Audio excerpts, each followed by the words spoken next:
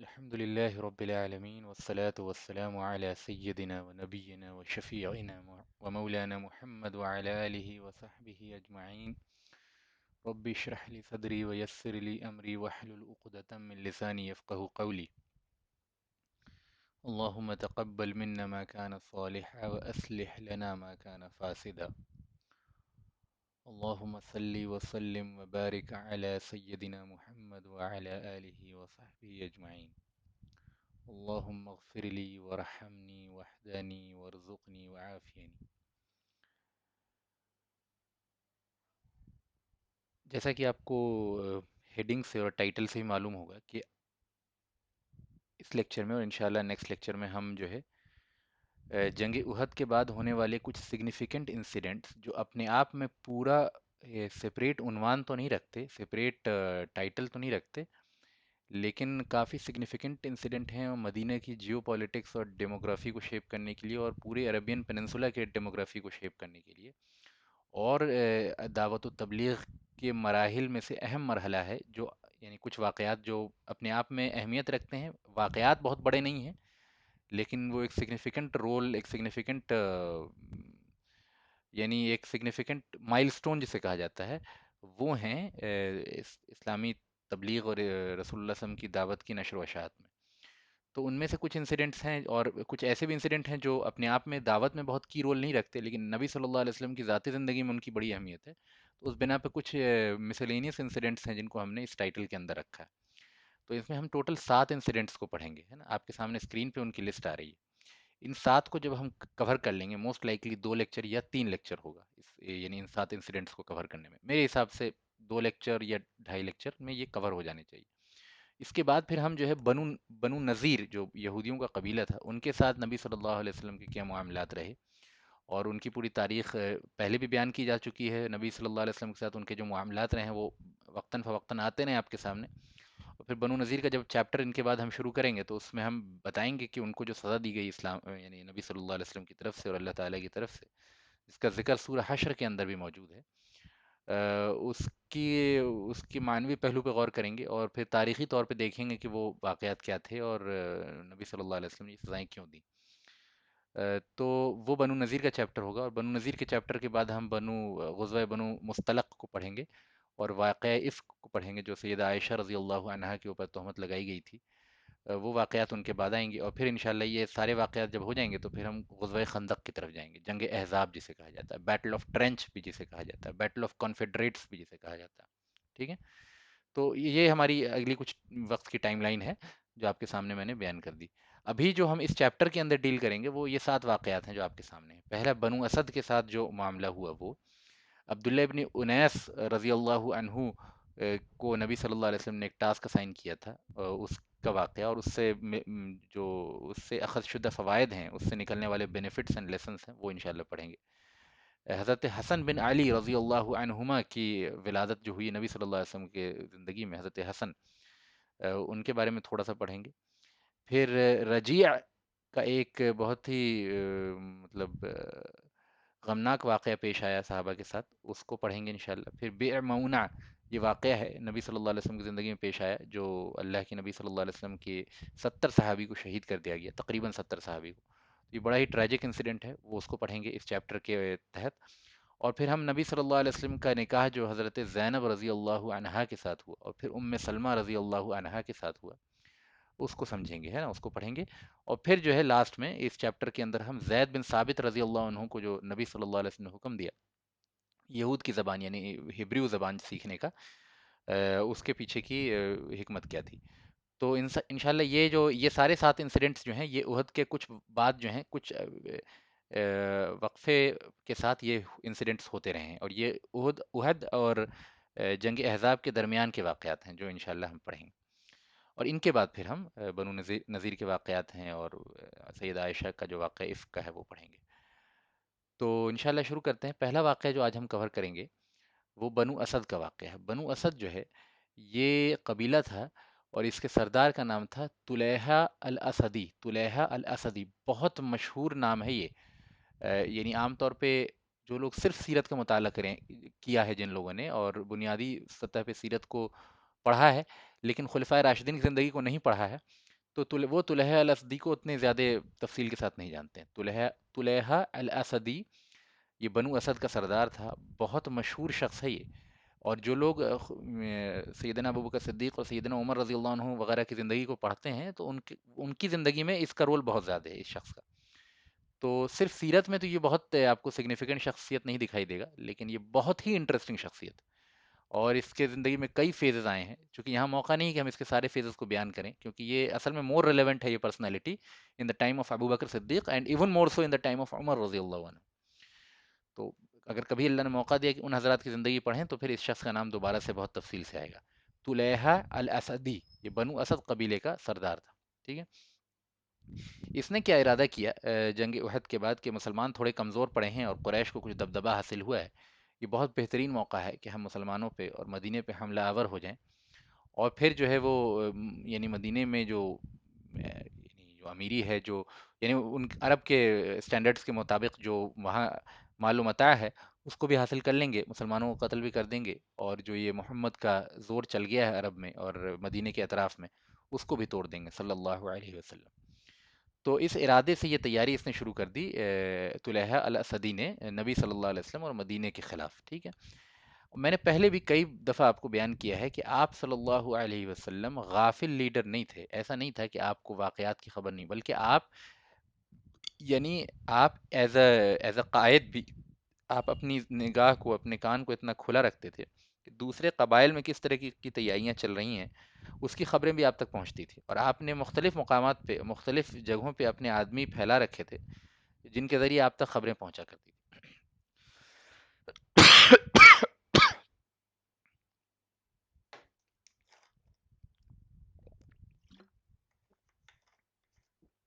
یہ نبی صلی اللہ علیہ وسلم کا ایک جو زندہ مغز تھا آپ کا، وہ آپ کو غافل نہیں رہنے دیتا تھا. اور آپ صلی اللہ علیہ وسلم سب سے زیادہ اس بات کے حقدار تھے کہ آپ خاموشی سے بیٹھ سکتے تھے اپنے گھر میں، کیونکہ اگر کوئی بہت بڑا خطرہ ہوتا تو اللہ تعالیٰ خود بتا دیتا آپ کو وحی کے ذریعے. لیکن آپ نے یعنی اللہ تعالیٰ نے بھی نبی صلی اللہ علیہ وسلم کو وحی کے ذریعے عام طور پہ آپ کی زندگی میں ان چیزوں سے کی اطلاع نہیں دی ہے، کیونکہ نبی صلی اللہ علیہ وسلم کو بعد میں آنے والے تمام قائدین، تمام امام جو امت کے سیاسی امام ہوں گے ان کے لیے سیاسی طور پہ بھی نمونہ بننا تھا نا. اور وہ سیاسی نمونہ تبھی بن سکتے ہیں جب آپ صلی اللہ علیہ وسلم کو ہر موقع سے وحی کے ذریعے بتایا نہ جائے. ورنہ تو پھر لوگ یہ کہیں گے نا کہ آپ صلی اللہ علیہ وسلم سیاسی قائد کی حیثیت سے کسی کے لیے نمونہ نہیں ہو سکتے، کیونکہ اگر ہر موقع پہ آپ کو وحی کے ذریعے بتا دیا جائے تو دوسرے جو سیاسی امام ہوں گے، دوسرے جو لیڈرز ہوں گے مسلمانوں کے، ان کو تو یہ ایڈوانٹیج کبھی نہیں ہوگا، تو وہ کبھی بھی ایز اے لیڈر نبی صلی اللہ علیہ وسلم کو فالو نہیں کر سکتے. تو in order to be a great leader, in order to be a good role model, نبی صلی اللہ علیہ وسلم کے لیے اللہ تعالیٰ نے عام طور پہ سیاسی امور میں یا جنگی تدابیر میں وحی کے ذریعے مطلب وحی کے ذریعے آپ صلی اللہ علیہ وسلم کو اطلاع نہیں دی ہے. ہاں یہ الگ بات ہے کہ آپ کی تربیت وحی کے ذریعے ہوتی تھی اور آپ کے اندر وہ مادہ پیدا ہوتا رہتا تھا جس کے ذریعے آپ ایسے موقع پہ صحیح فیصلہ کر سکیں. تو نبی صلی اللہ علیہ وسلم ہمیشہ جو ہے باخبر رہتے تھے، اور مختلف جاسوس جو آپ نے عرب میں مختلف قبائل کے اندر پھیلا رکھے تھے ان کے ذریعے آپ تک خبر پہنچ گئی کہ بنو اسد نے تیاری شروع کر لی ہے اور طلحہ الاسدی نے فوج وغیرہ تیار کرنی شروع کر دی ہے مدینے پہ چڑھائی کے لیے. اچھا، یہاں پہ نبی صلی اللہ علیہ وسلم نے یہ نہیں سوچا کہ ابھی تو اس نے مجھ پہ حملہ نہیں کیا ہے تو میں خاموشی سے بیٹھ کے اس کے حملے کا انتظار کرتا ہوں، بلکہ ایک زندہ مغز شخصیت کی طرح، ایک بہت عقلمند اور ایک اچھے قائد اور ایک اچھے ملٹری اسٹریٹجسٹ کی حیثیت سے آپ نے اس بات کو زیادہ مناسب سمجھا کہ اس سے پہلے کہ بنو اسد ہم پہ حملہ آور ہوں، ہم اپنے فوج جو ہیں ان پہ چڑھا دیں، ہے نا، ہم اپنی فوجوں کو ان کی طرف بھیج دیں. ان کے پیچھے بہت ساری حکمت ہے. سب سے بڑی حکمت یہ ہے کہ اس سے مدینہ کے مسلمانوں کو نقصان سے بچایا جانا تھا، اور آپ صلی اللہ علیہ وسلم کا بحیثیت سیاسی قائد یہ بہت بڑی پرائرٹی تھی کہ مسلمانوں کو مدینہ کے نقصان سے بچائیں. ایک اچھا لیڈر جو ہوتا ہے وہ اپنے قوم کے لوگوں کو بہت بڑے بڑے نقصان سے بچانا اس کی سب سے بڑی پرائرٹی ہوتی ہے. یعنی خالص اس کو دنیاوی نقطہ نظر سے بھی دیکھا جائے تو ایک اچھا لیڈر تبھی اچھا لیڈر ہے جب اپنے لوگوں کو پروٹیکٹ کر سکتا ہے. if he cannot protect his people then he is not a good leader definitely، ہے نا. یہ دنیاوی اعتبار سے بھی ٹرو ہے. تو نبی صلی اللہ علیہ وسلم کی پرائرٹی ہوتی تھی کہ اہل مدینہ کا تحفظ ہو. ٹھیک ہے. دوسری چیز، آپ صلی اللہ علیہ وسلم اس میں کوئی شک نہیں ہے کہ آپ انتہائی امن پسند تھے، اور آپ انتہائی طور پہ اپنی فطری طبیعت میں نرمی رکھتے تھے، اور ہم نے پچھلی جنگ احد کے کانٹیکس میں بیان کیا ہے کہ کس طرح اللہ تعالیٰ نے آپ صلی اللہ علیہ وسلم کی نرمی کی تعریف کی ہے، اور یہ بتایا ہے کہ آپ کی جو منصب تبلیغ میں اس نرمی کا کتنا بڑا رول ہے، اور آپ کے ارد گرد جو لوگ جمع ہوتے ہیں اور آپ کی باتوں پہ جو لوگ لبیک کہتے ہیں اور آپ پہ لوگ جو جان نچھور کرتے رہتے ہیں، اس کا ظاہری سبب آپ کے زبان کی نیکی، آپ کی زبان کی نرمی ہے، اور آپ کی فطرت میں جو ایک یعنی سماحت رکھی ہے اللہ تعالیٰ نے، وہ ایک بہت بڑا سبب ہے کہ لوگ آپ کی طرف جو ہے جذب ہوتے ہیں. ٹھیک ہے، اس کا بیان اللہ تعالیٰ نے سورہ آل عمران میں کیا. اس کے باوجود اللہ کے نبی صلی اللہ علیہ وسلم اس میں تناسب اور ریشیو اینڈ پروپورشن کو جانتے تھے. لہٰذا اس موقع پہ امن ہی اس بات کا تقاضا کرتا تھا، پیس ہی اس بات کا تقاضا کرتا تھا کہ بنو اسد پہ پہلے چڑھائی کی جائے. اگر بنو اسد پہ چڑھائی نہ کی جائے اور ان کو مدینے پہ حملہ آور ہونے کا موقع دیا جائے، تو ایک تو یہ کہ اس سے مدینے کے مسلمانوں کا نقصان ہوگا، دوسرا یہ کہ اس کے ذریعے یعنی اب جب وہ پوری تیاری کے ساتھ آئیں گے تو ایک پراپر جنگ ہوگی. پراپر جنگ میں مارے جانے والے لوگوں کی تعداد دونوں طرف سے زیادہ ہوتی ہے. یعنی ایسا نہیں ہو سکتا کہ پراپر جنگ ہو اور مارے جانے والوں کی تعداد بہت کم ہو. جبکہ ون سائیڈڈ اگر چڑھائی ہو جائے اور سامنے والی فوج تیار نہیں ہے تو وہ جنگ نہیں لڑے گی. جنگ نہیں لڑے گی تو بھاگ جائے گی تو ان کے انسانوں کا بھی تحفظ ہو جائے گا. یعنی ان کے طرف سے بھی خون بہا کم ہوگا اور مسلمان بھی جو ہیں وہ کم سے کم شہید ہوں گے، اور مسلمانوں کا بھی تحفظ جو ہے وہ کم یعنی اچھا خاصا ہوگا اور نقصان کم سے کم ہوگا. تو خالص دنیاوی نقطہ نظر سے بھی ڈیفنس، جیسے کہا جاتا ہے نا کہ attack is the best form of defence, تو سیاسی کانٹیکس میں یہ بات بہت ٹرو ہے کہ جب یعنی بنو اسد سے خطرہ تھا تو بنو اسد پہ آپ صلی اللہ علیہ وسلم نے پھر تیاری کی کہ ان کے اوپر چڑھائی کی جائے. لیکن اس کے لیے آپ نے بہت بڑی فوج کی تشکیل نہیں دی، نہ خود ہی اس میں شامل ہوئے، بلکہ آپ نے جو ہے حضرت ابو سلمہ رضی اللہ عنہ، جو قبیلہ بنو مخزوم کے ابو جہل کے ہی قبیلے سے تھے لیکن بہت بڑے مسلمان تھے اور بہت ہی سابقون اولون میں سے ہیں. اور ابو سلمہ بڑے نیک اور بلند کردار صحابی ہیں نا. ان کی بیوی کا نام ہی ام سلمہ تھا، ان کی بیوی کا نام ہی ام سلمہ تھا، جن سے بعد میں نبی صلی اللہ علیہ وسلم کا نکاح ہوگا. جو آپ یعنی آپ دیکھتے ہیں کہ جو ہم نے سکستھ ٹاپک رکھا ہے آپ کے سامنے اسکرین پہ، وہ وہی ہے کہ حضرت زینب رضی اللہ عنہا اور ام سلمہ رضی اللہ عنہا سے نکاح. تو انہی کے ام سلمہ کے پہلے شوہر جو تھے وہ ابو سلمہ تھے، ان کا انتقال ہو جائے گا، وہ بھی واقعہ میں بیان کر دوں گا. تو بنو اسد پہ ایکسپیڈیشن کے لیے اللہ کے نبی صلی اللہ علیہ وسلم نے ابو سلمہ المخزومی رضی اللہ عنہ کو جو ہے لیڈ کرتے ہوئے بھیجا. اب یہ مخزوم قبیلہ بنو مخزوم کے تھے اور 150 آدمی کو ان کے ساتھ لگایا. تصور کیجئے قبیلہ جو بنو اسد ایک بڑا قبیلہ ہے، بہادر قبیلہ ہے، مضبوط قبیلہ ہے، اس کے مقابلے میں 150 لوگ بھیجیں. اس میں بھی ایک اسٹریٹجی ہے کہ چونکہ اچانک حملہ آور ہو جانے کی اسٹریٹجی تھی، کی پلاننگ تھی، جس کے نتیجے میں کیا تھا کہ وہ یقینی تھا یہ بات کہ جو بنو اسد جو ہیں وہ تو تیاری تو وہ کر رہے ہیں مدینے کے اوپر چڑھنے کی، لیکن وہ اس طرح کے اچانک حملے کی توقع نہیں رکھتے ہیں، تو وہ جنگ نہیں لڑیں گے، تو یہ 150 لوگ بھی کافی ہو جائیں گے. چنانچہ ابو سلمہ المخزومی رضی اللہ عنہ کو بھیجا اللہ کے نبی صلی اللہ علیہ وسلم نے، اور وہ فوری طور پہ حملہ آور ہو گئے بنو اسد کے اوپر. اور بنو اسد کے جو کیٹلز تھے اور جو ان کے جانور وغیرہ تھے ان کو ان کے یعنی جہاں پہ وہ جانور تھے وہاں پہ حملہ آور ہوئے، اور پھر بنو اسد کے علاقے میں حملہ آور ہوئے. اور جب اچانک سے حملہ ہوا تو بنو اسد مقابلے کی تاب نہ لا سکے اور بھاگ کھڑے ہوئے، اور اپنے جانور اور کیٹلز وغیرہ چھوڑ دیا انہوں نے، کیونکہ جب انسان بھاگنا شروع کرتا ہے تو اپنے یعنی کیٹلز وغیرہ وہ جمع نہیں کر سکتا. تو بنو اسد کا کیا قدم اکھڑ گئے اور وہ فوراً بھاگ کھڑے ہوئے. اور حضرت ابو سلمہ رضی اللہ عنہ نے، چونکہ اب یہ جب دشمن اپنے مال و متاع کو چھوڑ کے بھاگ جائے تو یہ مال غنیمت ہوتا ہے جنگی قواعد کے تحت، اور مال غنیمت کے بارے میں تفصیلی حکم جو ہے سورہ انفال میں اتر چکا تھا، اور ہم نے وہ بدر کے بعد اس کی تفصیل بیان کی تھی. تو یہ سارا مال غنیمت لے کے ابو سلمہ رضی اللہ عنہ جو ہے وہ واپس آ گئے مدینہ. تو اس طرح سے مسلمانوں کو یہاں یعنی دنیاوی اعتبار سے بھی ایک بینیفٹ حاصل ہوا، ایک کہ غنیمت ہاتھ لگی اور کیٹلز وغیرہ ہاتھ لگے. دوسرا بینیفٹ جو میں نے آپ کو دو مزید بینیفٹس بتا دیے کہ مسلمانوں کا خود کا تحفظ ہوا، مدینے کا تحفظ ہوا، اور پھر یہ کہ اس کے ذریعے دونوں فریق کی طرف سے مارے جانے والے لوگوں کی تعداد کم رہی. چنانچہ بعد میں بنو اسد کے بہت سے لوگ اسلام قبول کیے.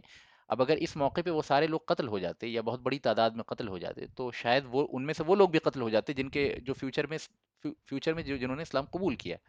تو اسی طریقے سے اللہ تعالیٰ کی حکمت بھی اس بات کا تقاضا کرتی تھی کہ ایسے موقع پہ جو ہے وہ پیش قدمی کر کے بنو اسد پہ حملہ کیا جائے. اس کے بہت سارے فوائد ہیں. ٹھیک ہے، ایک بہت بڑا فائدہ اور یہ بھی تھا کہ اس کے ذریعے جو ہے بنو اسد کی تیاری کا رعب جو مشرکین کے اندر تھا، اور قریش بھی خوش ہو رہے تھے، تو ان کو ایک بار پھر سے ان کے منصوبے پہ پانی پھیر دیا، اور نبی صلی اللہ علیہ وسلم کا رعب اور مسلمانوں کا رعب اور صحابہ کا رعب اور اہل مدینہ کی مضبوطی ایک بار پھر سے جو ہے وہ قریش کے اوپر اور باقی دیگر مشرک قبائلوں کے اوپر جو ہے وہ یعنی روب طاری ہوا. اور یہ بہت ضروری ہوتا ہے، جیسا میں نے بتایا کہ سائیکلوجیکل وارفیئر بہت زیادہ افیکٹو ہوتا ہے، یعنی ریئل وار سے زیادہ جو ہے. اس لیے آپ دیکھتے ہیں کہ جنگوں کے اندر آج بھی، اور آج تو بہت زیادہ، کہ یعنی ہر فوج جو ہے کلیم کرتی ہے کہ میں نے اب اپوزٹ فوج پہ بہت بڑا ڈسٹرکشن جو ہے کیا ہے. اور یعنی بالکل. اور جو پہلی فوج ہوتی ہے جن کے اوپر حملہ ہوا ہوتا ہے وہ ہمیشہ ڈینائی کریں گے، نہیں ہمارا تو کچھ بھی نقصان نہیں ہوا، کیونکہ سائیکلوجیکلی وہ ایک وارفیئر چلتی رہتی ہے نا. اور اس کی بڑی اہمیت ہوتی ہے، پہلے بھی میں نے اس پہ بات کی. تو اس طریقے سے بنو اسد پہ فتح نصیب ہوئی. ابو سلمہ رضی اللہ عنہ اس جنگ سے بہت تھکے اور بہت یعنی چوڑ حالت میں واپس پہنچتے ہیں. اور احد میں ان کو ایک زخم لگا تھا، وہ زخم قریب قریب ٹھیک ہو گیا تھا، لیکن اس جنگ میں شمولیت سے وہ زخم پھر سے ہرا ہو گیا، اور کچھ ہی دن بعد جو ہے ان کا انتقال ہو گیا، ابو سلمہ رضی اللہ عنہ کا. اور ان کے انتقال کے بعد جو ہے یعنی عدت وغیرہ گزرنے کے بعد اللہ تعالیٰ کے حکم سے اللہ کے نبی صلی اللہ علیہ وسلم نے ان کی وائف ام سلمہ سے نکاح کیا رضی اللہ عنہا. تو یہ ام سلمہ کو شرف حاصل ہے. آگے اور مزید ہم تفصیل سے پڑھیں گے اس کو، ٹھیک ہے. تو اچھا، اس سے جو یعنی اس جنگ سے جو فائدہ یعنی بینیفٹس اور لیسن سمجھ میں آتے ہیں، ایک یہ کہ لیڈر کو بیدار مغز ہونا چاہیے. یعنی وہ less intelligent people can not be leaders. Less intelligent people can not be leaders. ٹھیک ہے، یہ بہت امپورٹنٹ بات ہے. دوسرا یہ کہ لیڈر کو اپنے وقت کے تمام احوال سے واقفیت ضروری ہے. چھوٹے چھوٹے چینجز اور چھوٹے چھوٹے پولیٹیکل اینڈ اکنامک چینجز کی واقفیت ہونی چاہیے لیڈر کو، ہے نا. اس کے ذریعے جو ہے وہ ایک اچھا قائد بن سکتا ہے اور اچھے فیصلے موقع کے حساب سے جو ہے لے سکتا ہے. دوسرا یہ کہ اس کے ذریعے مشرکین پہ رعب طاری ہوا، جو یہ میں نے پہلے ہی بیان کر دیا. اور باقی قبائل کے اوپر بھی رعب طاری ہوا، تو ان کے بھی کچھ ارادے بن رہے تھے اللہ کے نبی صلی اللہ علیہ وسلم کے خلاف اور مدینہ کے خلاف، تو وہ ان کو اپنا ارادہ چھوڑنا پڑا. یہ کچھ بینیفٹس ہے. اب آئیے ہم دوسرے واقعے، یعنی پہلا واقعہ ہم نے کور کر لیا، تو میں ایسا کرتا ہوں کہ جو بھی واقعہ ہم کور کر لیتے ہیں اس کو میں ریڈ کر دیتا ہوں، تاکہ جو ہے وہ ایک طرح سے مطلب ہمارے لیے ڈیمارکیٹ کرنا آسان ہو جائے.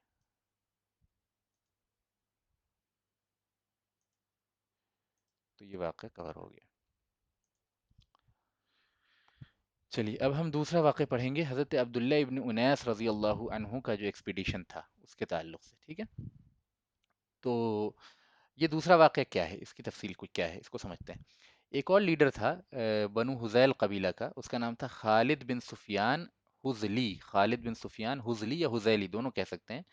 میں نے ایک کتاب میں حذلی پڑھا، لیکن عام طور پہ قبیلہ حذیل کے لوگ جو ہیں وہ حذیلی لگاتے ہیں، تو وہ بھی صحیح ہے اور یہ بھی صحیح ہے، مطلب جہاں تک میں سمجھ پایا ہوں.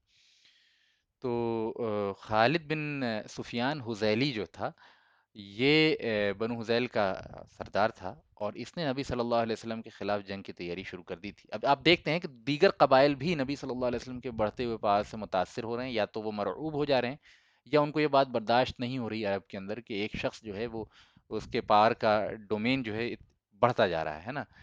تو اب ان کے اندر بھی ایک حمیت سی آ رہی ہے کہ ہمارا مشرکین کا دین جو ہے وہ ختم ہونے کے کگار پہ آ سکتا ہے، اور قریش بھی جو ہمارے ہم دین ہیں، ہم مذہب ہیں، تو ان کا سپورٹ ہمیں کرنا چاہیے. اور محمد بڑے صاحب قوت ہوتے جا رہے ہیں. تو گویا اس سے سمجھ میں آتا ہے کہ اب آپ صلی اللہ علیہ وسلم صرف مدینے کے لوکل لیڈر نہیں تھے، اب آپ کی حیثیت قریب قریب ایک یعنی اب آپ مدینے سے باہر بھی آپ کا رعب تھا، اور آپ یعنی آپ صلی اللہ علیہ وسلم was on the stages of becoming an Arab leader instead of being the leader of Medina only.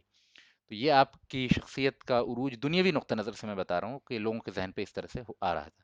تو اس میں یعنی حذیل کو بھی یہ بات برداشت نہیں ہوئی، قبیلہ حذیل کو. تو اس نے، اس کا سردار جو تھا خالد بن سفیان حذیلی، اس نے جو ہے اپنی فوج تیار کرنی شروع کر دی. اس نے فوج کا جو گڑھ رکھا وہ عرفات کا میدان رکھا. آپ جانتے ہیں کہ یعنی غالباً آپ نہیں جانتے ہوں گے، یا ہو سکتا ہے جانتے ہوں، کہ عرفات وغیرہ کا جو میدان تھا نا، وہ اسلام کے آنے سے پہلے بھی لوگوں کے جمع ہونے کا مرکز تھا. حج کے زمانے میں جو مشرکین اپنے طریقے پہ حج کرتے تھے، یعنی ان کا کلیم تھا کہ ہم نے ابراہیم علیہ السلام سے حج سیکھا ہے، تو اس کے بچے کچھ اثرات باقی تھے، باقی اس میں انہوں نے ہزار بدعتیں اور شرک وغیرہ کو انوالو کر دیا تھا. تو اس میں جو ہے وہ عرفات وغیرہ میں لوگوں کا قیام ہوتا تھا، لیکن قریش جو ہے وہ عرفات نہیں جاتے تھے. یعنی قریش جو ہے وہ مشعر حرم، یعنی جو مزدلفہ ہے، مزدلفہ گویا مینا اور عرفات کے درمیان کی جگہ ہے، تو وہ مزدلفہ تک جاتے تھے، مشعر حرم تک جاتے تھے حج کے سیزن میں، اور واپس وہاں سے آ جاتے تھے. بلکہ اور باقی عام لوگ جیسا کہ آج بھی ہم حج کرنے جاتے ہیں تو ہم مینا سے پھر مزدلفہ جاتے ہیں، مزدلفہ سے پھر عرفات جاتے ہیں، عرفات سے واپس پھر مینا آتے ہیں، ٹھیک ہے، اور پھر رمی جمرات وغیرہ کرتے ہیں۔ لیکن قریش یہ پورا عرفات کا سفر نہیں کرتے تھے، تو قریش اپنے آپ کو معزز سمجھتے تھے، تو وہ بس مشعر حرام جسے جو مزدلفہ میں ہے وہاں سے واپس آ جاتے تھے۔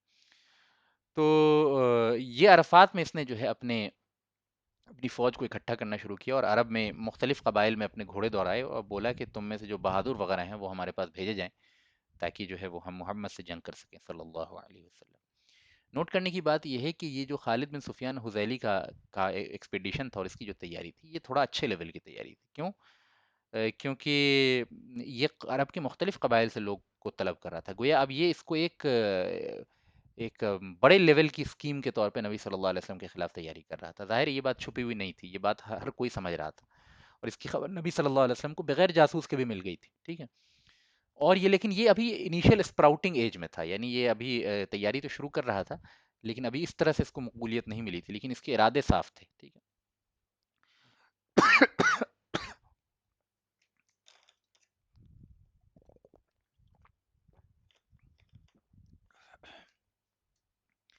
اس موقع پہ نبی صلی اللہ علیہ وسلم نے یہ فیصلہ کیا کہ یعنی خالد بن سفیان الحذیلی کو، یہ جو ابھی اسپراؤٹنگ اسٹیج میں ہے، اس کو اگر یہیں قتل نہ کیا جائے یا اس فتنے کو یہیں دبایا نہیں جائے، تو عرب کے مختلف قبائل سے بہت سے لوگ اس کے پیچھے جمع ہو جائیں گے، اور پھر وہی نقصانات ہوں گے جو میں نے پیچھے بیان کیا کہ مدینے پہ اگر یہ حملہ آور ہوتے ہیں تو مسلمانوں کو نقصان ہوگا، اور پھر عرب کے مختلف قبائل کے بہت سارے لوگ بھی مارے جائیں گے، تو اوور آل خون بہا زیادہ ہوگا۔ اس کے لیے بہت بہتر ہے کہ اگر اس کے لیڈر کو ابھی قتل کر دیا جائے، اور جیسا کہ جو لوگ بھی سیاست وغیرہ کو جانتے ہیں یا جو زمینی سطح پہ کچھ کام وغیرہ کیے ہوتے ہیں، وہ جانتے ہیں کہ اگر ایک لیڈر، بڑے کام میں ایک لیڈر نہ موجود ہو تو کام منتشر ہو جاتا ہے، پھر کبھی کامیاب نہیں ہوتا، یعنی دنیا کا کوئی کام جو ہے اگر سگنیفیکنٹ کام ہے تو بغیر لیڈر کے نہیں ہو سکتا، ٹھیک ہے۔ تو یہ بہت ہی فطری قانون ہے اللہ تعالیٰ کا، مطلب انسانوں کو، انسان اپنے آپ میں انفرادی سطح پر کتنا ہی عقل مند کیوں نہ ہو، لیکن کوئی بھی اجتماعی کام کرنے کے لیے تمام عقل مند لوگوں کے مجموعے کو بھی ایک لیڈر کی ضرورت ہوتی ہے، یعنی وہ شخص اپنے تنہا اپنی یعنی انفرادی زندگی میں بڑا ہی عقل مند ہوگا، لیکن جب وہ کسی اجتماعی کام میں تمام عقل مند لوگ شریک ایک ساتھ ہو جائیں تو بھی ان کے اوپر ایک لیڈر کی ضرورت ہوتی ہے۔ چنانچہ سائیکالوجی وغیرہ میں پڑھا جاتا ہے کہ گروپ میں جو گروپ ڈائنامکس ہوتا ہے وہ بہت ہی پریمیٹیو نیچر کا ہوتا ہے، یعنی تمام دنیا کے عقل مند لوگوں کو ایک جگہ جمع کر دیا جائے اور وہ ایز اے گروپ آپ ان کو دیکھیے تو وہ یعنی گروپ، ایز اے گروپ وہ بہت ہی پریمیٹیو وے میں بیہیو کرتا ہے انسان، ہے نا، چاہے وہ انڈیویجولی بہت عقل مند کیوں نہ ہو، تو ایز اے گروپ ایک لیڈر کی ہمیشہ ضرورت ہوتی ہے، ٹھیک ہے۔ تو نبی صلی اللہ علیہ وسلم نے اس بات کو ظاہر ہے بہت بہتر طریقے سے سمجھتے تھے، تو خالد بن سفیان الحذیلی کو آپ صلی اللہ علیہ وسلم نے ارادہ کیا کہ اس کو اسی موقع پہ قتل کر دیا جائے اور یہ تحریک کو ختم کر دیا جائے، اور عرب میں بعد میں پھر کسی کی بھی ہمت نہ ہو کہ اس طرح کے کوئی تحریک اٹھائی جائے۔ تو خود آپ صلی اللہ علیہ وسلم نے اس چیز کا فیصلہ کیا اور اس کے لیے بلایا عبداللہ ابن انیس رضی اللہ عنہ کو، عبداللہ ابن انیس رضی اللہ عنہ کو اس چیز کے لیے بلایا اور کہا کہ جو ہے وہ تم خالد بن سفیان الحذیلی کو قتل کر دو۔ یہ روایت جو ہے یہ خود عبداللہ ابن انیس رضی اللہ عنہ روایت کرتے ہیں، چنانچہ فرماتے ہیں کہ جب رسول اللہ صلی اللہ علیہ وسلم نے مجھے بلایا تو فرمایا کہ انہو قد بلغنی ان خالد بن سفیان یجمع للناس لیغزونی وهو بعرنۃ فأتیہ فاقتلہ۔ تو فرماتے ہیں کہ اللہ کے نبی صلی اللہ علیہ وسلم نے کہا کہ یہ بات مجھ تک پہنچی ہے کہ ان خالد بن سفیان یجمع للناس، کہ خالد بن سفیان نے میرے لیے یعنی میرے خلاف جنگ کرنے کے لیے لوگوں کو جمع کر لیا ہے، لیغزونی، تاکہ وہ مجھ سے غزوہ کر سکے، جنگ کر سکے، وہو بعرنہ اور وہ ارنا کے مقام پہ اس وقت موجود ہے نا، تو فأتیہ فاقتلہ، تو تم اس کے پاس جاؤ اور اسے قتل کر دو، ٹھیک ہے۔ یہ حکم آپ صلی اللہ علیہ وسلم نے خالد بن سفیان کو دیا۔ اس کے پیچھے بہت ساری حکمتیں ہیں، میں نے کئی ساروں کو پوائنٹ بھی کر دیا۔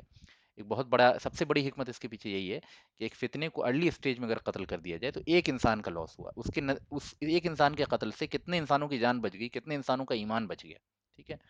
تو یہ بھی بہت ضروری چیز ہے۔ حضرت عبداللہ بن انیس رضی اللہ عنہ کہتے ہیں کہ میں تو خالد بن سفیان الحذیلی کو پہچانتا ہی نہیں ہوں شکل سے، اللہ کے نبی، تو آپ مجھے اس کی صورت بتا دیجئے تاکہ میں اس کو دیکھ کے پہچان لوں اور پھر جو ہے یعنی آپ کے حکم کی تعمیل کروں۔ تو آپ صلی اللہ علیہ وسلم نے بجائے اس کے کہ وہ چہرے کی ساخت اور اس کا پہچان بتاتے، آپ صلی اللہ علیہ وسلم نے فرمایا کہ اذا رأیتہ وجدت لہ قشعریرۃ، کہ جب تم اسے دیکھو گے نا، جب پہلی بار تم خالد بن سفیان الحذیلی کو دیکھو گے تو اس کا رعب تم پہ ایسا طاری ہوگا کہ تمہارے اندر کپ کپی پیدا ہو جائے گی. یہ آپ صلی اللہ علیہ وسلم نے نشانی دی. اب چنانچہ اس پہ عبداللہ ابن انیس رضی اللہ عنہ نے کہا کہ اللہ کے نبی صلی اللہ علیہ وسلم کبھی بھی ایسا نہیں ہوا، عرب کے اندر بہادر سے بہادر شخص سے میں نے مقابلہ آرائی کی ہے، کبھی ایسا نہیں ہوا کہ کسی کو دیکھ کے میرے اوپر کپ کپی طاری ہو جائے، تو یہ ایسا کون سا شخص ہے جس کو دیکھ کے میرے اوپر کپ کپی طاری ہوگی؟ تو اللہ کے نبی صلی اللہ علیہ وسلم نے فرمایا کہ کیوں نہیں، بلکہ ایسا ہی ہوگا. ٹھیک ہے. تو یہ ایک پہچان آپ صلی اللہ علیہ وسلم نے بتائی کہ جب تم اسے دیکھو گے تو اس کے رعب کی وجہ سے جو ہے تمہارے اوپر کپ کپی طاری ہو جائے گی. نوٹ کرنے کی بات یہ ہے کہ آپ صلی اللہ علیہ وسلم اتنے خطرناک مشن پہ اگر کسی کو بھیج رہے ہیں، عبداللہ بن انیس رضی اللہ عنہ کو بھیج رہے ہیں، تو ظاہر ہے کہ آپ صلی اللہ علیہ وسلم ان کی ذاتی کوالٹیز کو بہت اچھے طریقے سے جانتے ہوں گے، اور یہ جانتے ہوں گے کہ عبداللہ ابن انیس انتہائی شجاعت اور بہادری وغیرہ میں بہت اونچا مقام رکھتے ہیں. ٹھیک ہے. اور بہت عقل مند بھی ہیں، اپنے جذبات وغیرہ کو کنٹرول بھی کرنا جانتے ہیں، اور اس طرح کے سیکرٹ اساسینیشن مشن وغیرہ پہ بہت ضروری ہے کہ وہ شخص جائے. یعنی اس کے ضروری اوصاف میں سے ایک وصف یہ بھی ہے کہ اس کے اندر بہت زیادہ صبر ہونا چاہیے، اس کے اندر بہت ہی سیویئر کنڈیشنز میں بہت ہی لیس ریسورس کے ساتھ جینے کی صلاحیت ہونی چاہیے. مثال کے طور پہ ایسے ایسے کیسز میں بہت دیر تک تعاقب میں بیٹھنا پڑتا ہے. تو اب اس میں ایک آدمی وہ کیپیبل ہونا چاہیے کہ 2-3 دن بھوکے ایسے ہی رہ لے. پہلے لوگ یعنی کچھ لوگ ایسے خود کو پریکٹس کر کے ایسے ہوا کرتے تھے کہ 2-3 دن وہ بالکل بھوکے رہ سکتے تھے، پتے کھا کے بھی رہ سکتے تھے. ٹھیک ہے. بنا سوئے 3-3 دن رہ سکتے تھے، 4-4 دن رہ سکتے تھے. اس طرح کی صلاحیت پیدا کرتے تھے لوگ پہلے، جو اس طرح کے کام میں بڑا کارآمد ہوتی تھی. تو آپ صلی اللہ علیہ وسلم ان صلاحیتوں سے واقف تھے عبداللہ ابن انیس رضی اللہ عنہ کے، تو آپ نے ان کو بھیجا. چنانچہ خود روایت کرتے ہیں، انہی کی روایت کے الفاظ میں آپ کے سامنے پڑھ کے سناتا ہوں. کہتے ہیں کہ چنانچہ میں تلوار گلے میں لٹکائے نکل کھڑا ہوا، اور میں نے اسے عرنا میں بوقت اثر اس حال میں دیکھا کہ وہ اپنے ساتھ موجود عورتوں کے لیے جگہ ڈھونڈ رہا تھا. یعنی عرنا میں اس نے اپنے خیمہ وغیرہ لگا رکھا تھا اور عورتوں کو سیٹل کر رہا تھا، اور یہ موقع عصر کے وقت کا تھا. جب میں نے اسے دیکھا تو آپ صلی اللہ علیہ وسلم کے بیان کے مطابق مجھے کپ کپی محسوس ہونے لگی. ٹھیک ہے. میں سیدھا اس کے جانب متوجہ ہوا. اس دوران میں نے سوچا کہ میرے اور اس کے درمیان اگر کچھ مقابلہ آرائی ہوتی ہے تو عصر کی نماز نہ رہ جائے، کیونکہ عصر کا وقت ہے. آپ دیکھیے کہ صحابہ کو بڑی سے بڑی مصیبت کے وقت یا بڑے سے بڑے کام کے وقت کس چیز کا خیال آتا تھا؟ نماز کا، ہے نا. اور یہ نماز یعنی وہ وصف ہے جو متقین کا سب سے پرائم وصف ہے، سب سے پرائم ایٹریبیوٹ ہے، جس کو قرآن مجید نے مختلف مقامات پہ بیان کیا. اور خود اللہ تعالیٰ نے جب صحابہ کے اوصاف بیان کیے سورہ فتح کے اندر، تو فرمایا کہ تراہم رکعا سجدا یبتغون فضلا من اللہ ورضوانا، کہ آپ اے نبی صلی اللہ علیہ وسلم آپ انہیں دیکھیں گے کہ یہ رکوع اور سجدے کی حالت میں ہوتے ہیں اور اپنے رب کے فضل کے تلاش میں جستجو میں لگے رہتے ہیں. یعنی صحابہ کے تمام اوصاف میں سے اس وصف کو اللہ تعالیٰ نے سب سے زیادہ ضروری سمجھا کہ ان کی جب پہچان بیان کرائی جائے تو ان کو نماز کے ذریعے پہچانوایا جائے. دوسری جگہ اللہ تعالیٰ نے جو اپنے نیک بندوں کا ذکر کیا، تو جو سورہ فرقان میں عباد الرحمن کا بیان کیا ہے کہ وعباد الرحمن الذین یمشون علی الارض حونا وَإِذَا خَاطَبَهُمُ الْجَاهِلُونَ قَالُوا سَلَامًا. آگے ان کی پہچان بیان کی، وَالَّذِينَ يَبِيتُونَ لِرَبِّهِمْ سُجَّدًا وَقِيَامًا. یہ وہ لوگ ہیں جو اپنی راتیں جو ہیں اللہ تعالیٰ کے لیے سجدے اور قیام کی حالت میں گزارتے ہیں. ٹھیک ہے. تو یہ نماز وہ وصف ہے، یہ وہ ایٹریبیوٹ ہے جو صحابہ کو سب سے پہلے یاد آتی تھی، اور اللہ تعالیٰ جب صحابہ کو یاد کرتا ہے تو سب سے پہلے نمازوں کا ذکر کرتا ہے. ٹھیک ہے. تو یہ بہت بڑی بات ہے، اور اس سے صحابہ کی زندگی کی بہت بڑی پرائرٹی سمجھ میں آتی ہے کہ اتنے سگنیفیکنٹ انسیڈنٹ کے موقع پہ، اتنے خطرناک موقع پہ بھی تردد کیا ہے؟ یہ نہیں سوچ رہے کہ میں اس سے مقابلہ کروں گا اور میری موت ہو جائے گی. یہ نہیں سوچ رہے کہ میں اس سے مقابلہ کروں گا میں بیوی بچوں کو چھوڑ کے آیا ہوں. یہ نہیں سوچ رہے کہ اس سے مقابلہ کروں گا مجھے چوٹ لگے گی، جس میں تکلیف ہوگی، درد ہوگی. یہ ساری چیزیں انسانی فطرت کے تحت ایک بہت ہی جائز چیز تھی جو سوچنی چاہیے تھی. لیکن اس موقع پہ سب سے پہلا خیال کیا پیدا ہوتا ہے کہ اگر میں اس سے جنگ کرتا ہوں، مقابلہ آرائی کرتا ہوں، کچھ دیر لگ جاتی ہے تو میری نماز اثر نہ چھوٹ جائے. تو فرماتے ہیں کہ میں نے اس کی طرف پیش قدمی کی، اور میں رک کے نماز نہیں پڑھ سکتا تھا، کیونکہ رک کے نماز پڑھتے تو پہچان لیتا کہ یہ مسلمانوں کی طرف سے کوئی شخص آیا ہے، اور ان کو یہ شو کرنا تھا اس کے پاس جا کے کہ میں بھی محمد کے خلاف ہوں صلی اللہ علیہ وسلم، اور میں تمہارے ساتھ تمہاری فوج میں شامل ہونے آیا ہوں. ٹھیک ہے. یہ ساری جنگی اسٹریٹجی کے تحت کام ہو رہا ہے. تو چنانچہ فرماتے ہیں کہ میں نے اشارے سے ہی جو ہے نماز پڑھ لی، اس کی طرف بڑھتے بڑھتے اشارے سے نماز پڑھ لی. یعنی نہ نماز میں نے رکوع کیا نہ سجدہ کیا. سمجھیے اس بات کو. یعنی اتنے سگنیفیکنٹ موقع پہ، اتنے شدید موقع پہ انہوں نے اپنے طور پہ سوچا کہ اس وقت یا تو میں نماز چھوڑ دوں یا پھر نماز پڑھوں تو یہ جو جس اتنے بڑے کام کے لیے نبی صلی اللہ علیہ وسلم نے بھیجا ہے، اسی کا راز فاش ہو جائے گا تو یہ کام ہی ادا نہیں ہو پائے گا، اور کتنے ٹرسٹ کے ساتھ اور کتنے اس کے ساتھ نبی صلی اللہ علیہ وسلم نے مجھے بھیجا ہے، اور نبی صلی اللہ علیہ وسلم کوئی عام قائد نہیں ہے، نماز کے تمام یعنی جس نماز کی فکر وہ کر رہے ہیں اس نماز کی تعلیم ہی تو رسول اللہ صلی اللہ علیہ وسلم کے ذریعے ملی ہے، یعنی کوئی دوسرے لیڈر کی خوشنودی اور ان کے کام کی پرواہ نہیں کر رہی ہے، وہ اس لیڈر کے کام کی پرواہ کر رہے ہیں جس نے سب سے پہلے بتایا کہ اللہ تعالیٰ کو کیسے راضی کرنا ہے اور کن چیزوں سے اللہ ناراض ہوتے ہیں۔ وہ یہ اللہ کی پہچان کا واحد ذریعہ رسول اللہ صلی اللہ علیہ وسلم کی ذات ہے، اور ان کا دیا ہوا حکم جو ہے وہ وہی ہے، جیسے نماز ایک حکم ہے ویسے نبی صلی اللہ علیہ وسلم کا دیا وہ دوسرا حکم بھی اسی پائے کا ہے۔ تو اس موقع پہ انہوں نے کہا کہ میں نے اشارے سے نماز پڑھ لی، ٹھیک ہے۔ آگے ہم اس پہ فقہی تھوڑی سی بحث کریں گے، ہلکی سی، یعنی تھوڑی سی انفارمیشن اور دے دیں گے کہ کیسے ہم نماز جو ہے اشارے سے پڑھ سکتے ہیں اور کن موقع پہ پڑھ سکتے ہیں، اور ائمہ مجتہدین کی کیا رائے ہے اس تعلق سے، تو یہ ہم تھوڑی سی آگے بیان کریں گے۔ تو چنانچہ فرماتے ہیں کہ میں نے جو ہے وہ چلتے چلتے ہی نماز پڑھ لی۔ جب میں اس کے پاس پہنچا تو اس نے مجھ سے پوچھا تم کون ہو؟ تو میں نے کہا میں عرب کا ہی ایک باشندہ ہوں، اور مجھے معلوم ہوا ہے کہ آپ اس شخص یعنی محمد کے خلاف جو ہے لڑنے کے لیے لشکر جمع کر رہے ہیں، اسی سلسلے میں حاضر ہوا ہوں صلی اللہ علیہ وسلم۔ تو اس نے کہا کہ ہاں ہاں بالکل، یعنی خالد بن سفیان نے کہا کہ بالکل میں اسی کے خلاف جنگ کے لیے کر رہا ہوں اور تم بھی شامل ہو جاؤ۔ چنانچہ فرماتے ہیں کہ میں تھوڑی دیر اس کے ساتھ چلتا رہا اور بات وغیرہ کرتا رہا، پھر جیسے ہی مجھے موقع ملا میں نے اپنی تلوار سے اس پہ وار کر دیا اور وہ وہیں ڈھیر ہو گیا۔ اس کے آس پاس کی عورتیں اس پہ نوحہ کرنے لگیں، یعنی چیخ پکار کرنے لگیں، اور میں ان کو اس وہیں پہ چھوڑ کے جو ہے نبی تیزی سے گھوڑے پہ سوار ہو کے مدینہ پہنچ گیا۔ جب میں مدینہ پہنچا تو اللہ کے نبی صلی اللہ علیہ وسلم نے مجھے دیکھتے ہی دور سے ہی فرمایا افلح الوجہ، یہ چہرہ کامیاب ہو گیا، یعنی آپ صلی اللہ علیہ وسلم نے چہرے کی ساخت سے سمجھ لیا کہ اب جو ہے یہ شخص کامیاب ہو کے اپنے کام میں آیا ہے۔ چنانچہ میں نے عرض کیا کہ اللہ کے رسول، میں نے جو ہے وہ خالد بن سفیان الحذیلی کو قتل کر دیا۔ تو آپ صلی اللہ علیہ وسلم نے فرمایا صدقتا، تم نے سچ کہا۔ پھر آپ صلی اللہ علیہ وسلم کھڑے ہوئے اور مجھے اپنے گھر لے گئے اور اپنا عصا مبارک، جو آپ صلی اللہ علیہ وسلم کا عصا تھا، عصا کہتے ہیں وہ اسٹک جو ایک جس پہ ٹیک لگایا جاتا ہے، واکنگ اسٹک جو ہوتی ہے، تو آپ کا وہ جو عصا تھا وہ آپ نے مجھے عطا کیا اور فرمایا امسک حاذہ عندک یا عبداللہ بن انیس، کہ عبداللہ ابن انیس اس عصا کو اپنے پاس محفوظ رکھنا۔ اب ذرا سوچیے کہ صحابہ چھوٹی چھوٹی چیزیں آپ صلی اللہ علیہ وسلم کی اتنی محفوظ رکھتے تھے، تو عصا تو بہت بڑی چیز ہے، ایک اسٹک جو ہے بہت بڑی چیز۔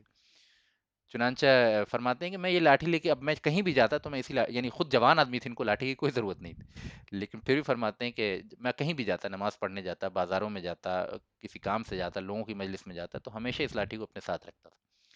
تو لوگوں نے جب بار بار دیکھا تو لوگوں نے مجھ سے، ایک جوان آدمی اگر ہر وقت اپنے پاس لاٹھی رکھے تو لوگوں کو ایک ذرا اب ایک بوڑھا آدمی لے کے چلے تو اس سے کوئی نہیں پوچھے گا، کیونکہ انڈرسٹوڈ ہے کہ کیوں لے کے چل رہا ہے، لیکن ایک جوان آدمی اگر ہر وقت لاٹھی رکھے تو لوگ اس سے پوچھتے ہیں۔ تو ان لوگوں نے پوچھا کہ یہ کیا بات ہے کہ تم ہر وقت جو ہے، تو انہوں نے کہا کہ یہ جو ہے رسول اللہ صلی اللہ علیہ وسلم نے مجھے عنایت فرمائی ہے، اور ساتھ ہی یہ بھی فرمایا ہے کہ اس کو اپنے پاس محفوظ رکھنا ہے، تو اس لیے میں اس کو ہر وقت اپنے پاس رکھتا ہوں۔ تو لوگوں نے کہا کہ اگر رسول اللہ صلی اللہ علیہ وسلم نے تمہیں دیا ہے تو تم جا کے پوچھو تو صحیح کہ آپ صلی اللہ علیہ وسلم کا کیا مقصد ہے۔ تو خود فرماتے ہیں کہ میں نبی صلی اللہ علیہ وسلم کی خدمت میں حاضر ہوا اور کہا کہ اللہ کے نبی آپ نے یہ لاٹھی مجھے کیوں عنایت فرمائی ہے، کس مقصد کے تحت فرمائی ہے؟ تو اللہ کے نبی صلی اللہ علیہ وسلم نے فرمایا کہ آیتم بینی و بینک یوم القیامہ، کہ یہ میری اور تمہارے درمیان جو ہے قیامت کے دن ایک نشانی ہوگی، یعنی قیامت کے دن میں اس لاٹھی کے ذریعے تمہیں پہچان لوں گا، ٹھیک ہے۔ تو اس وجہ سے جو ہے نبی صلی اللہ علیہ وسلم نے عطا کیا۔ چنانچہ اس کے بعد کیا کیا عبداللہ ابن انیس نے کہ اپنے تلوار کے ساتھ اس لاٹھی کو ملوا دیا، یعنی وہ اس طرح سے باندھ دیا کہ وہ لاٹھی ان کی تلوار کے ساتھ رہ گئی۔ اللہ علم کیسے کیا، یہ تو ہم لوگ نہ تلوار جانتے ہیں صحیح سے، نہ لاٹھی کا استعمال صحیح سے جانتے ہیں، تو ہمیں تو سمجھ میں نہیں آتا، لیکن یہ کہ کتاب یعنی حوالے وغیرہ میں روایت میں آتا ہے کہ عبداللہ ابن انیس نے اس کو اپنی تلوار کے ساتھ ضم کر دیا، ملا دیا، اور پھر جو ہے وصیت بھی کر دی اپنے موت سے پہلے کہ جب میرا انتقال ہو جائے تو اس لاٹھی کو میرے ساتھ دفن کیا جائے، ٹھیک ہے۔ چنانچہ جب ان کا انتقال ہو گیا بہت زمانے بعد تو ان کی قبر میں جو ہے ان کے کفن کے ساتھ جو ہے اس لاٹھی کو دفن کیا گیا۔ تو یہ تھا جو عبداللہ ابن انیس کا سولو ایکسپیڈیشن تھا، اور جو اس میں انہوں نے جو ہے خالد بن سفیان الحذیلی کے فتنے کی سرکوبی کی اور اس کو قتل کیا۔ کچھ امپورٹنٹ باتیں اس جنگ یعنی اس ایکسپیڈیشن سے ریلیٹڈ یہ ہے کہ نبی صلی اللہ علیہ وسلم امن اور سلامتی وغیرہ کے معاملے میں بہت محتاط تھے، یعنی کسی موقع پہ بھی آپ یہ دیکھتے تھے کہ کوئی ایک کسی فتنہ پرور کے ذریعے جو ہے امن و سلامتی کو بھنگ کیا جا سکتا ہے تو آپ اس کو جڑ سے ختم کر دیتے تھے، یعنی آپ گریٹر گڈ کے لیے ایکشن لینا جانتے تھے، پہلی چیز ہے نا، اور آپ بہت حساس بھی تھے، یعنی تھوڑے بہت پولیٹیکل چینجز کو بھی محسوس کر لیتے تھے۔ دوسری ایک اہم بات یہاں سے سمجھ میں آتی ہے، ایک لیسن سمجھ میں آتا ہے کہ آپ صلی اللہ علیہ وسلم کو مردم شناسی کا ملکہ بہت زیادہ تھا، یعنی لوگوں کی پہچان آپ بہت اچھے طریقے سے کرتے تھے، یعنی ہر ایسا نہیں ہوتا تھا کہ اگر ابو بکر صدیق رضی اللہ عنہ سب سے افضل شخص صحابہ ہیں تو ہر چیز کے لیے ابو بکر صدیق کو ہی بھیج رہے ہیں، بلکہ ہر انسان کے اندر کچھ جوہر، کچھ خاص وصف ہوتا ہے، کچھ خاص ایٹریبیوٹ ہوتا ہے جس میں وہ دوسروں سے اچھا ہوتا ہے، اور اس کو آپ بہت باریکی سے پہچانتے تھے. یعنی ایسے بھی صحابہ کو آپ دیکھتے ہیں کہ جو بہت مشہور نہیں بھی ہیں، لیکن آپ صلی اللہ علیہ وسلم نے ان کو کسی موقع پہ کوئی کام، امپورٹنٹ کام عطا کیا، کیونکہ آپ جانتے تھے اس موقع کی مناسبت سے جس کیریکٹرسٹک کی ضرورت ہے وہ اس انسان کے اندر سب سے زیادہ ہے. تو یہ مردم شناسی کا جو جوہر تھا، آپ جو ہے لوگوں کو پہچانتے تھے، ان کے کوالٹیز کو سمجھتے تھے اور ان کوالٹیز کو صحیح طریقے سے استعمال کرتے تھے. یہ صلاحیت آپ کے اندر بہت زیادہ تھی، اور یہ پھر آپ کے بعد ابو بکر اور عمر رضی اللہ عنہ میں بھی بہت زیادہ آئی.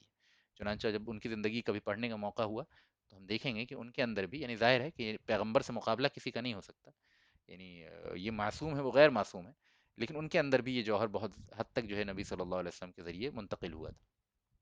تو آپ کے اندر یہ تھا کس موقع کے لیے کس کو چننا ہے. تو آپ صلی اللہ علیہ وسلم اکثر جو ہے قیادت کے لیے، یعنی لیڈرشپ کے لیے ایسے شخص کو چنتے تھے جو بہادر ہو اور ملنسار ہو. دونوں کوالٹی اس کے اندر ہونی چاہیے، یعنی بہادر ہونا چاہیے لیکن ملنسار ہونا چاہیے، شجاعت کا جوہر ہو اور اخلاق اچھا ہو. ٹھیک ہے. تبلیغ و تعلیم کے لیے کسی کو بھیجتے تھے تو دیکھتے تھے کہ سب سے زیادہ علم والا کون سا شخص ہے اور جس کا اخلاق بہت اچھا ہو اور جس کی طبیعت میں نرمی ہو تھوڑی، ہے نا، کیونکہ نرم طبیعتیں جو ہیں وہ لوگوں کو اپنی طرف کھینچتی ہیں. ٹھیک ہے. پھر کسی کو جو ہے وہ سفارت کے لیے، یعنی بڑے بڑے حاکموں کے دربار میں کسی کو اگر خط وغیرہ پہنچانے کے لیے ڈیلیگیٹ بنا کے بھیجتے تھے، یعنی غیر جنگی پرپس سے بھیجتے تھے، تو ایسے شخص کو بھیجتے تھے جو جسمانی اعتبار سے خوب ڈیل ڈول والا ہو، فصیح زبان بولتا ہو، بہترین زبان میں کلام کرتا ہو اور ایکسٹمپور اسپیچ کی صلاحیت ہو. کیونکہ دوسرے بادشاہوں کے دربار میں اگر آپ جا رہے ہیں تو وہاں ایسا نہیں کہ رٹے رٹائے خطبے آپ کو وہاں دینے، وہاں موقع کی مناسبت سے آپ سے بات ہوگا، سوال جواب ہوگا، تو موقع پہ جو ہے فصیح خطبے دینے کی صلاحیت اس کے اندر ہو. تو ایسے لوگوں کو جو ہے آپ بھیجا کرتے تھے. پھر کسی ایسے سولو ایکسپیڈیشن پر، فداکاری والے کام پہ بھیجنا ہوتا تھا تو ایسے شخص کو چنتے تھے جو بہادری میں نمایاں ہو، مضبوط ہو، اپنے جذبات پہ قابو رکھنا جانتا ہو اور اپنی جو جسمانی اوصاف، جسمانی ضروریات ہیں ان کو پورے طور پر اس کو کنٹرول رکھنا جانتا ہو. یعنی دو دو تین تین دن بغیر سوئے، دو دو تین تین بغیر کھائے رہ سکتا ہو، جھاڑیوں میں پڑا 3 دن تک پڑا خاموشی سے رہ سکتا ہو. ایسا نہیں کہ 3 منٹ کہیں بیٹھے ہو بے چینی اس کے اندر پیدا ہو جائے. ایسے شخص جو ہے وہ اس چیز کے لیے بہتر نہیں ہوتا ہے. ٹھیک ہے. تیسری ایک اور اہم لیسن یہاں سے سمجھ میں آتا ہے کہ نبی صلی اللہ علیہ وسلم نے جب عبداللہ ابن انیس رضی اللہ عنہ کو انعام کے طور پہ دیا تو یہ انعام کسی دنیاوی نوعیت کا نہیں تھا، ایک عصا تھا. عصا کا دنیا میں کیا ہی بہت زیادہ کوئی بینیفٹ نہیں ہے. اتنے خطرناک کام کے لیے آپ صلی اللہ علیہ وسلم نے جو انعام عطا فرمایا وہ قیامت کے دن اصل میں کام آئے گا، کہ وہ اس میں سے نور ظاہر ہوگا اور وہ نبی صلی اللہ علیہ وسلم کو، عبداللہ ابن انیس رضی اللہ عنہ کو پہچاننے میں مدد کرے گا. اور ظاہر ہے کہ جب پہچان جائیں گے تو ان کا بیڑا پار ہو جائے گا. تو عبداللہ ابن انیس رضی اللہ عنہ کو اتنے بڑے خطرے میں جب آپ صلی اللہ علیہ وسلم نے خطرے والی مہم پہ بھیجا تو پھر آخرت میں بہت بڑے ثواب کا اور بہت بڑی کامیابی کا اور بہت بڑے ایشورنس کا پھر وعدہ بھی کر لیا. ٹھیک ہے. تو یہ کچھ لیسنس والے پوائنٹ تھے جو اس ایکسپیڈیشن سے سمجھ میں آتے ہیں. چند فقہی باتیں یہاں پہ تھوڑی سی کر لیتے ہیں، یعنی جسٹ فار دا انفارمیشن جو لوگ انٹرسٹ رکھتے ہوں. اشارے سے نماز پڑھنے کا عبداللہ ابن انیس رضی اللہ عنہ کا ذکر آیا. تو اشارے سے نماز پڑھنا جائز ہے یا نہیں ہے، اس تعلق سے اس حدیث میں سے تو واضح ہو گیا کہ اشارے سے نماز پڑھنا جائز ہے، لیکن کن صورتوں میں جائز ہے پھر اس کی تفاصیل جو ہے اس پہ فقہ نے، ائمہ مجتہدین نے بحث کی. چنانچہ جو ہے وہ امام ابو حنیفہ رحمہ اللہ کے نزدیک یہ ہے کہ اگر دشمن کا تعاقب کر رہے ہیں، یعنی if you are following an enemy, so you are dominant and the enemy is not dominant, you are trying to follow him and trying to find him, دین اس صورت میں آپ اشارے سے نماز نہیں پڑھ سکتے، بلکہ اس صورت میں آپ کو رکوع سجدے وغیرہ کے ذریعے نماز پڑھنی پڑے گی. ٹھیک ہے. لیکن ہاں، اگر آپ کو دشمن کھوج رہا ہے اور آپ چھپنے کے لیے ادھر ادھر بھاگ رہے ہیں اور خاموشی سے جو ہے وہ اس کی نگاہ سے اوجھل ہونا چاہتے ہیں اور اپنے اور مسلمانوں کی جان بچانا چاہتے ہیں، ویسی صورت میں چونکہ یہ چیز بہت بڑی ضرورت ہے اور یہ زیادہ بڑی پرائیورٹی ہے تو اس صورت میں اشارے سے نماز پڑھی جا سکتی ہے. ٹھیک ہے. امام شافعی رضی اللہ عنہ کہتے ہیں، امام شافعی کا اس معاملے میں موقف یہ ہے کہ اشارے سے نماز اس صورت میں پڑھی جا سکتی ہے، یعنی اس صورت میں تو ڈیفینیٹلی پڑھی جا سکتی ہے کہ جب کفار غالب ہوں اور وہ مسلمانوں کو کے تعاقب میں ہوں، ان کا پیچھا کر رہے ہوں، مسلمان چھپنے کی کوشش کر رہے ہوں، اس موقع پہ تو اشارے سے بالکل نماز پڑھنا جائز ہے، یعنی بغیر رکوع سجدے کے. لیکن اگر مسلمان جو ہے اہل کفر کا تعاقب کر رہے ہیں اور اس میں یہ ڈر ہے کہ اگر ہم رک کے اتر کے اور رکوع سجدے کے ذریعے نماز پڑھیں گے تو یہ جو دشمن ہم سے نکل جائیں گے اور اس سے پھر آگے آگے چل کے فیوچر میں نقصانات ہوں گے، اس صورت میں بھی جو ہے تعاقب کرتے وقت بھی، یعنی مسلمان ڈومیننٹ ہوں تب بھی جو ہے اشارے سے نماز پڑھ سکتے ہیں. ٹھیک ہے. باقی کچھ کتابوں کا حوالہ ہے وہ میں نہیں سمجھتا ضروری ہے آپ کے لیے جاننا اس وقت. البتہ حضرت عطا، حضرت حسن بصری، سفیان الثوری، احمد، ابو ثور اور امام مالک وغیرہ، امام اوزاعی، یہ وہ امام ہیں جو کہتے ہیں کہ ہر صورت میں، جنگ کی ہر صورت میں، جب بھی موقع کی ضرورت کے مطابق ایسا محسوس ہو کہ اشارے سے نماز پڑھنا اس وقت زیادہ بہتر ہے، تو اس وقت اشارے سے نماز پڑھی جا سکتی ہے، لیکن یہ جنگی صورتحال میں ہے، عام صورتحال میں نہیں. ٹھیک ہے. چاہے وہ آپ دشمن کا تعاقب کر رہے ہوں، چاہے دشمن آپ کا تعاقب کر رہا ہو، دونوں صورتوں میں یہ جائز ہے. یہ کچھ فقہی پوائنٹس تھے. ایک اور بینیفٹ جو ہے لیسن اس اسٹوری سمجھ میں آتا ہے کہ نبی صلی اللہ علیہ وسلم کی نبوت کی دلیل ہے کہ آپ نے ان کو عصا دیا، اور وہ عصا جو ہے ان کے لیے قیامت کے دن نور کا سبب ہوگا، اور قیامت کے دن ان کے ریکگنیشن کا سبب ہوگا. ٹھیک ہے. اور یہ نبی صلی اللہ علیہ وسلم کی نبوت کے دلائل میں سے ہے کہ نبی صلی اللہ علیہ وسلم نے جب خالد بن سفیان الحذیلی کو کے بارے کو ڈسکرائب کیا عبداللہ بن انیس کے سامنے رضی اللہ عنہ کے سامنے، تو بتایا کہ جب تم اسے دیکھو گے تو تمہارے اوپر رعب اور کپ کپی طاری ہو جائے گی. یہ ظاہر ہے کہ کوئی شخص نہیں بتا سکتا ایکسیپٹ کہ جس کو آسمان سے اور عرش کے اوپر سے یہ خبر دے دی گئی ہو کہ ایسے موقع پہ یہ بات ہو جائے گی. ٹھیک ہے. یہ نبی صلی اللہ علیہ وسلم کی نبوت کی دلیل میں سے ایک دلیل ہے. تو چنانچہ خود عبداللہ ابن انیس رضی اللہ عنہ فرماتے ہیں کہ جب میں نے میرے اوپر کپ کپی طاری ہوئی تو میری زبان سے برجستہ نکل گیا کہ اللہ اس کے رسول صلی اللہ علیہ وسلم نے کتنی ہی سچی بات کہی. حالانکہ ان کو یہ توقع نہیں تھی کہ مجھے دیکھ کے کسی کو دیکھ کے میرے اوپر کپ کپی طاری ہوگی، لیکن چونکہ آپ صلی اللہ علیہ وسلم نے بیان کر دیا تھا تو یہ چیز ہو کر رہی. اور اس سے جو ہے یہ ایک طرح سے دلیل ہے نبی صلی اللہ علیہ وسلم کے نبوت کی، ہے نا. ایک اور پوائنٹ سمجھ میں آتا ہے کہ نبی صلی اللہ علیہ وسلم کے دور میں بھی جو ہے بعض صحابہ اجتہاد کیا کرتے تھے. یعنی اس تعلق سے کوئی حکم موجود نہیں تھا کہ جب دشمن کے ساتھ اس طرح کا سگنیفیکنٹ معاملہ ہو تو اشارے سے نماز پڑھ سکتے ہیں کہ نہیں. لیکن صحابہ جو ہیں وہ فقہا ہوتے تھے، علماء میں سے ان کا شمار ہوتا تھا، تو نبی صلی اللہ علیہ وسلم کی موجودگی میں بھی ایسی سچویشن میں وہ اجتہاد کر کے عمل کرتے تھے، کیونکہ اس موقع پہ کوئی ان کے پاس کوئی شرعی نص موجود نہیں تھی، کوئی روایت موجود حدیث کی نہیں تھی، کوئی نبی صلی اللہ علیہ وسلم کا قول اور کوئی قرآن کی آیت موجود نہیں تھی. تو انہوں نے اپنے فہم و علم کے بنا پہ اجتہاد کیا اور اس موقع پہ اشارے سے نماز کو کافی سمجھا. تو پتہ یہ چلا کہ نبی صلی اللہ علیہ وسلم کی زندگی میں بھی صحابہ کے بعض موقع پہ اجتہاد کیا کرتے تھے، اور آپ صلی اللہ علیہ وسلم اگر اس کا انکار نہیں کرتے یا اس پہ رد نہیں کرتے تو وہ اجتہاد بھی جو ہے وہ فقہی حکم کی حیثیت رکھتا ہے. ٹھیک ہے. اگر اس کا علم نبی صلی اللہ علیہ وسلم کو ہو جائے، اور اس کا یقینی طور پہ علم نبی صلی اللہ علیہ وسلم کو ہوا ہوگا. ٹھیک ہے. تو یہ تھا کچھ جو ہے ہم نے جو عبداللہ ابن انیس رضی اللہ عنہ کا ایکسپیڈیشن تھا اس کے تعلق سے آپ کے سامنے بیان کر دیا. اس کو بھی ریڈ کر دیتے ہیں کیونکہ ہم نے اس ٹاپک کو بھی کور کر لیا ہے. تو انشاءاللہ تعالی یہیں پہ آج میں اپنی بات کو ختم کروں گا. یہ پہلا دو جو سب چیپٹرز ہیں وہ ہم نے اس چیپٹر کے اندر کور کر لیا ہے. باقی یہ 5 اور چیپٹرز بچتے ہیں، جن میں سے یہ دو جو فورتھ اینڈ ففتھ ہیں یہ بڑے بڑے چیپٹرز ہیں. بڑے بڑے ایز ان بہت بڑے چیپٹر نہیں ہیں، لیکن یہ کچھ وقت لیں گے. باقی سارے چھوٹے چھوٹے چیپٹر، تو میں سمجھتا ہوں کہ 1.5 لیکچر اور کم سے کم تو لگے گا ہی ان پورے ٹاپکس کو کور کرنے میں.